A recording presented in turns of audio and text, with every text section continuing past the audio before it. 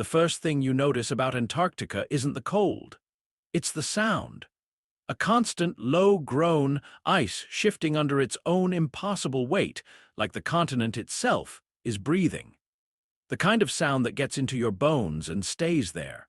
We came in on the last weather window of the month, a rattling cargo plane dropping us onto a windswept airstrip scraped into the ice. The sky was a pale sheet, sun barely a smudge. The wind knifed through my parka, found every gap in my gloves. It was the kind of cold that got inside your teeth. I'd been briefed, of course. Classified excavation engineering support role, they'd said. The coordinates we were given matched nothing in the usual Antarctic research databases, except for a single dusty reference in a declassified Cold War file. A Soviet station built in the early 60s, denied access, no reason given. Now it was ours. The forward operating base looked like a cluster of shipping containers half buried in snowdrifts, connected by insulated corridors. The red paint on the walls was sun-faded to rust. We stepped off the plane into the gale and straight into the station's narrow airlock. Metal walls sweated condensation inside, heaters working overtime to keep it just shy of freezing. We were 8 in total. 4 military, myself, Lieutenant Marshal, and 2 younger operators whose names I was still learning. Then 3 civilians, Dr. Keene, a geophysicist with glacier dust on every jacket he owned. Dr. Alvarez, a linguist and historian with a habit of staring too long at things. And Dr. Rowland, a physicist with the restless energy of a man who'd spent too many winters here already. The 8th was Private Rook, quiet, broad-shouldered, carrying enough gear for 3 people. The mission sounded straightforward in the briefing: retrieve and document an anomalous mass picked up by deep penetration radar at a depth of 300 meters. The anomaly was large, smooth, and distinctly unnatural in geometry. Could be a Cold War relic, they said. Could be a mineral deposit. Either way, you dig it out, you bring it back, and you don't talk about it. But there was something they didn't put in the papers. The first night, I couldn't sleep. The wind was up, rattling the thin metal walls, but it wasn't the wind keeping me awake. It was the sound coming from the comms room, a steady wash of static from our shortwave receiver. I wandered in, expecting to find someone tuning frequencies. Instead, the set was locked on a single channel, unmanned. The static wasn't random. It rose and fell in repeating patterns, almost like chanting. When I mentioned it over coffee the next morning, Alvarez looked up from his mug. Could be interference, he said, or it could be pattern transmission. Morse, maybe. Then, almost as an afterthought, he added, it's similar to something I saw in the Watcher script carved into an ice core from Vostok. Symbols repeating every 42 seconds, like a prayer. No one asked him to elaborate. Out on the ice, the Aurora was wrong. Instead of the usual green curtains, the sky shimmered in dull red pulses, as if a heartbeat was lighting the atmosphere from somewhere far below. Keene swore it was just solar activity. Rook kept glancing up like he didn't believe it. Between drilling runs, the team gathered in the galley, lukewarm coffee, thick stew, card games. Rowland wouldn't stop talking about the anomaly, sketching diagrams on scraps of paper. He said it could rewrite our understanding of subglacial geology. Marshall cut him off. We're here to secure, not to understand. I could feel it already, the divide. Civilians chasing discovery, military enforcing containment. Every expedition I've been on like this, that tension's a fault line. Under enough pressure, it breaks. By the 3rd day, the wind was screaming, visibility was a wall of white. The last supply plane made its drop and banked away into the storm. Standing at the window, watching its shape vanish, I felt the base shrink around us, like the ice itself had shifted closer. We were alone now, and whatever we'd come here to find, we weren't the only ones waiting. The drills had been running for 2 days when we finally broke through. Our rig was perched over a narrow shaft cut into the permafrost, the auger groaning as it chewed downward. The readouts showed steady cold until, without warning, the temperature spiked. From -50 to -3 in the span of 10 meters. Alvarez muttered, "That's not geothermal, that's something else." We dropped a thermal probe. The readings came back impossible, pockets of heat deep below moving. Permafrost doesn't do that. Keen kept staring at the numbers like they were lying to him. When the bore finally punched into empty space, the sound changed. The drill bit stopped whining and started echoing, hollow, as if it was turning in a vast cavern. We pulled the auger up and switched to the probe camera. The first images came through in static-laced bursts, walls that were not ice or stone, but a blackened metallic sheen, pitted yet deliberate in shape. The surface reflected light like wet obsidian. As the camera panned, the beam caught faint gold inlay, inscriptions running in long vertical columns, curling into geometric knots that hurt to look at too long. "Tell me that's natural," Roland whispered. No one answered. We were still staring at the feed when it happened. A concussive thump rolled up through the ice, like something below had exhaled. The air pressure in the shaft changed instantly, ears popping, breath catching. Every monitor in the base flickered off. For 7 full seconds we were blind. And in that blackness I heard it. A whisper, too close to be coming from the comms, yet not in my ears. A voice in a language that was all consonants and breath, like stone grinding on stone. It didn't stop when the lights came back on. It just retreated. Marshall ordered a sweep of the perimeter while the drill team retracted the gear. That's when Rook found it. The crevasse was small, maybe a meter wide, barely visible against the wind-polished ice. Wedged inside, half buried in frost, was something that at first glance looked like a bird feather. But no bird had a pinion half a meter long or one that glowed faintly from within. It was crystalline, refracting light into jagged prisms that danced across the snow. When Rook reached in to grab it, the feather burned straight through his insulated gloves. He dropped it with a curse, skin blistering instantly. Alvarez crouched beside it, not touching, eyes wide. "It's not just decoration," he said. "It's a sigil. I've seen this pattern in Mesopotamian carvings, the Watchers, Nephilim." We brought it inside in a sealed case. That was our mistake. An hour later, while the scientists debated storage protocols, Private Cole, one of our youngest operators, started mumbling at his post. At first I thought he was speaking to someone over his headset, but then the words changed. They weren't English. They weren't anything I recognized. His voice deepened, layered, like there were 2 people speaking through him at once. Then he screamed. He went down hard, clawing at his face, shouting about eyes in his skull that weren't his own. We got him to the infirmary, but his pulse was erratic, his breathing shallow. When the medics pried his eyelids open, his pupils were gone, replaced by a flat, milk-white glaze. He hasn't spoken since. Alvarez didn't look at Cole. He was staring at the camera feed of the chamber wall, at a fresh still frame of 1 gold-leaf column of script. His voice was quiet, but it cut through the room. "And the sons of God were bound in chains until the last trumpet." No one said anything.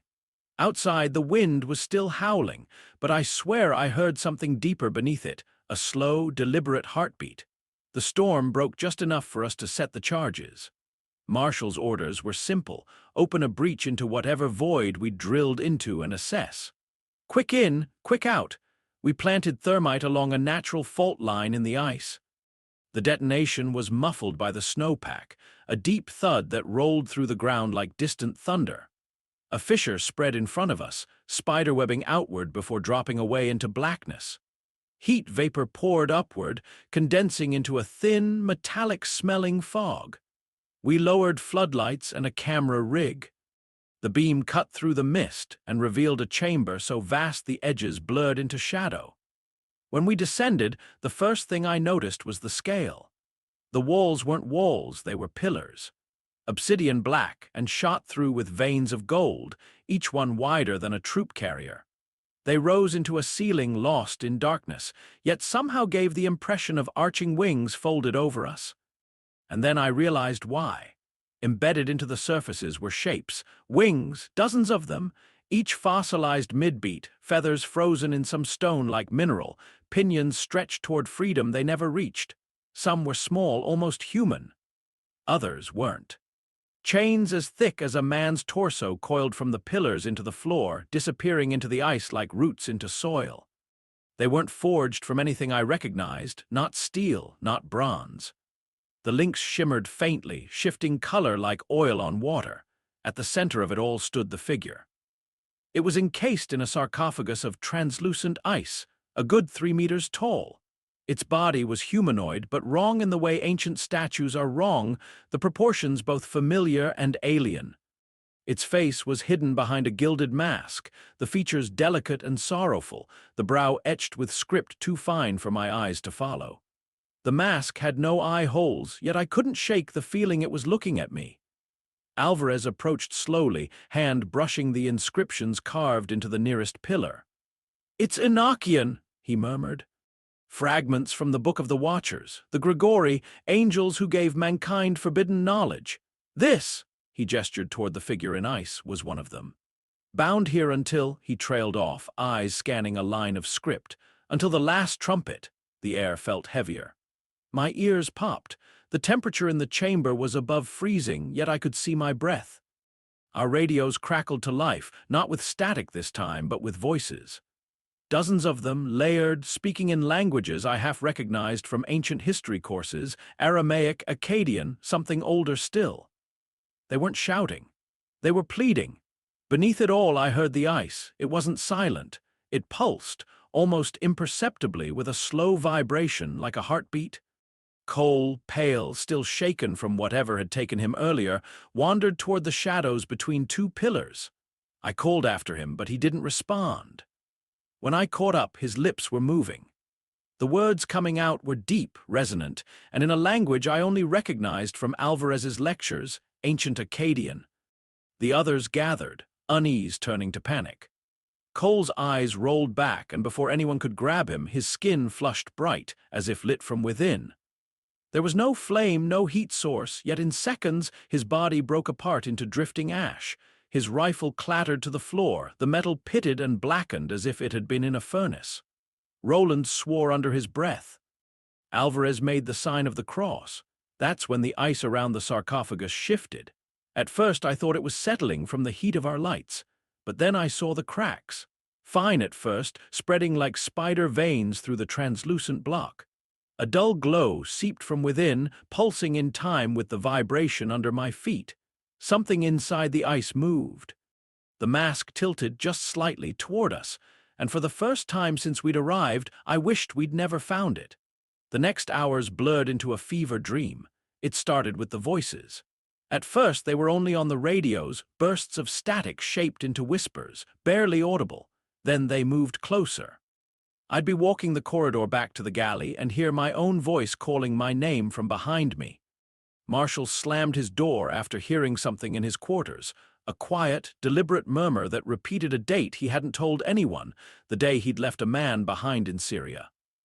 I knew because he told me later, half drunk on ration whiskey, trying not to cry. For me, it came as a list, a litany of names I'd buried under operational necessity. Every man who didn't make it home, hearing them in my own voice was worse than if someone had shouted in my ear. Then Private Rourke saw his daughter. Dead 5 years, she walked straight past me in the hall like she belonged there, skin pale, eyes dull but smiling. He dropped his rifle and followed her toward the ice shaft. We had to drag him back kicking, screaming that she was only cold and needed him to warm her. Inside the chamber, the air kept changing. The temperature climbed fast enough that the ice on the walls began to sweat. The meltwater ran red, pooling in shallow depressions in the floor before trickling into unseen cracks. I tasted the air and realized the red wasn't rust. It was blood, thin but unmistakable. The metallic tang clung to my tongue all the way back to the base. Marshall ordered Roland to prep the demolition charges we'd planted as a failsafe. That's when we learned the worst of it. Roland had already disabled them. He didn't try to hide it. Standing in the middle of the galley, he said, "Do you have any idea what's down there? This isn't an enemy. It's the next step in human evolution. Knowledge unfiltered, unbound. We've been stumbling in the dark for millennia, and it's offering us light." Marshall nearly shot him. I can't say I wouldn't have pulled the trigger. That's when Alvarez changed. He'd been standing by the wall, listening, but now his head snapped up like something inside him had just taken notice of us. His eyes weren't his anymore. They glowed gold, the iris and sclere swallowed by a molten radiance that seemed to burn from within. When he spoke, it wasn't just him. It was a chorus, male, female, young, old, all layered over each other. When the chain breaks, the last seal opens. It wasn't a warning. It was a statement. Marshall froze, weapon still trained on Roland. I forced myself to ask, "What are you talking about?" Alvarez's body shuddered, but the voice continued. 4 were bound in the first rebellion, 4 cast from the high places, 1 in the deep earth, 1 beneath the mountains, 1 chained in fire, and 1 here until the day the trumpets sound and the world is weighed. The gold faded from his eyes all at once, and he collapsed. His pulse was steady, but he didn't wake. Roland looked at us like we were the ones who'd gone mad. "Do you understand now? This isn't a demon, it's an archangel, a prisoner of a war older than the human race." Marshall growled, "Then it's not our war." But the truth was, we were already in it. Command finally answered our earlier sitrep, but the signal was warped by the storm and the chamber's interference. Only fragments got through. Contain at all costs, no extraction, prevent breach. We were on our own. The next tremor hit hard enough to knock me off my feet. I grabbed the calm railing just in time to see the chamber feed flare white. The sarcophagus was splitting open along jagged fault lines. The cracks pulsed with light, not steady but rhythmic, like a breathing pattern. The molten glow inside the ice was so bright it burned afterimages into my vision. Then the ice exploded outward. It wasn't a shatter, not in the usual sense.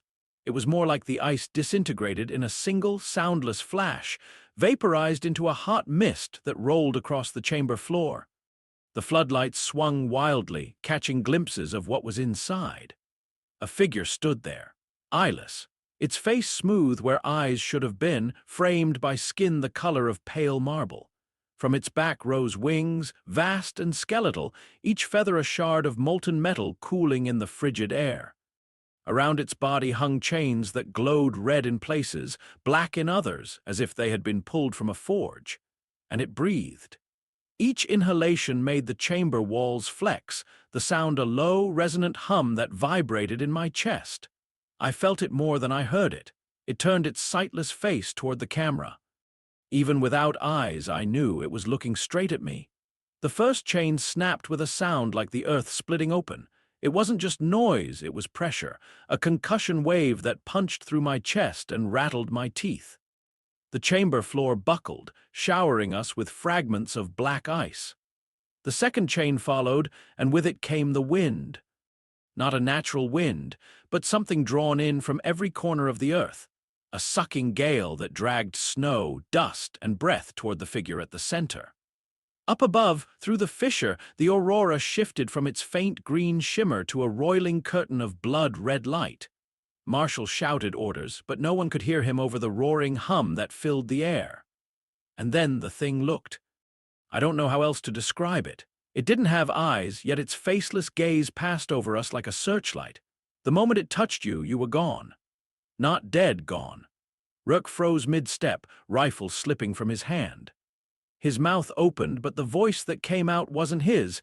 It was the layered chorus from the radios, speaking in tongues that wrapped around my skull and squeezed. Others joined him, faces slack, moving toward the angel like sleepwalkers. The chorus grew louder with every body that joined. I realized they weren't screaming, they were singing. The third chain shattered, molten fragments hissing into the crimson meltwater at our feet. Marshall grabbed my shoulder, shouting over the storm.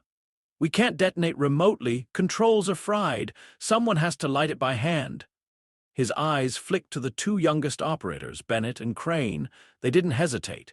Bennett shoved a thermite canister into my chest. "Get topside, tell them what happened."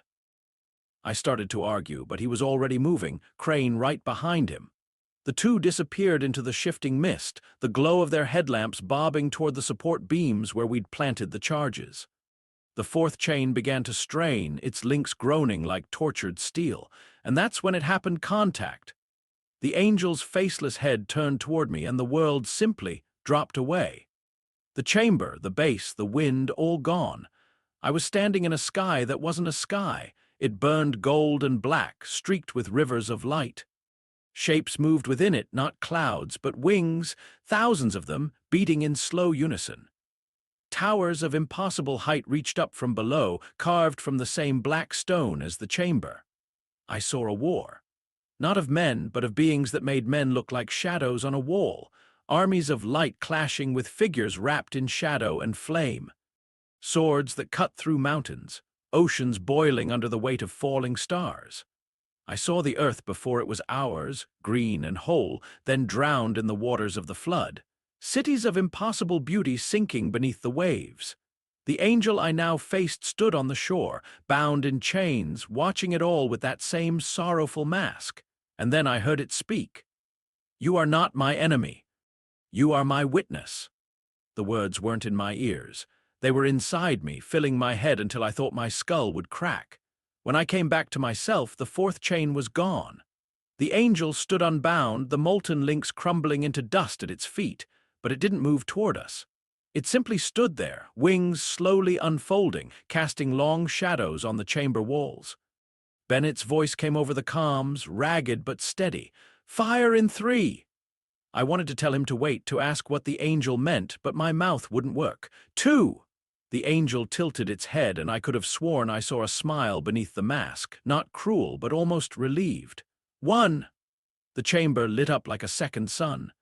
The thermite burned hotter than anything on Earth, chewing through the supports and igniting the oxygen in a single violent bloom. The blast wave threw me back against the ice wall, knocking the air from my lungs. Through the smoke and falling debris, I saw the angel one last time. It didn't fight. It didn't flee. It let the collapse take it, folding its wings around itself as the roof came down. Then everything was darkness and the groan of ice closing in. When I clawed my way out into the open air, the fissure was gone, just a churned field of snow and shattered ice. Marshall lay nearby, coughing blood but alive. Bennett and Crane were gone. I thought it was over until I saw it drifting up through the settling dust, spinning slowly in the faint red light. A single feather, glowing. It took us 2 days to claw our way back to the surface. 2 days of cold so deep it turned sweat into ice before it could leave our skin, of moving through a landscape that seemed to shift behind us. Only Marshall and I made it out. He was bleeding from somewhere deep inside, coughing red into the snow with every breath, but he refused to stop moving.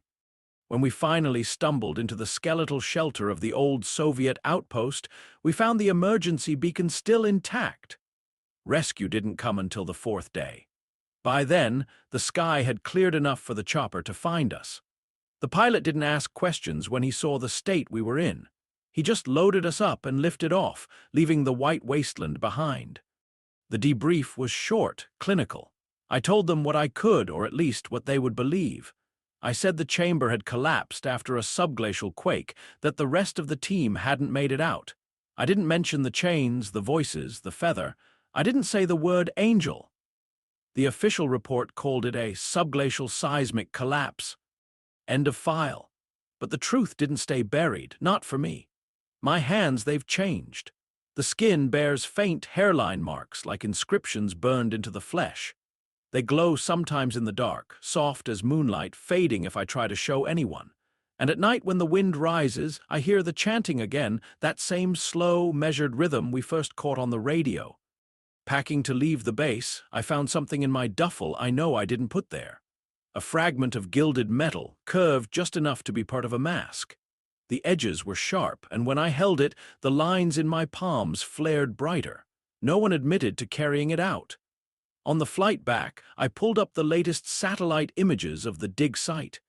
The fissure was gone, smoothed over by the storm, but above it, the Aurora still burned red, pulsing like a heartbeat. It hasn't stopped since. Months later, the coordinates went active again, officially a mineral survey run by a private contractor. The footage wasn't meant for me, but someone sent it anyway. Through the drill's onboard camera, the feed showed the bit breaking into a hollow space. The lights flickered, and in the black below, something shifted. A faint glimmer of gold rippled across the darkness, like light reflecting off a mask. I'm writing this now because I've told you everything I can. The rest you'll see for yourself, and beneath the ice it still watches.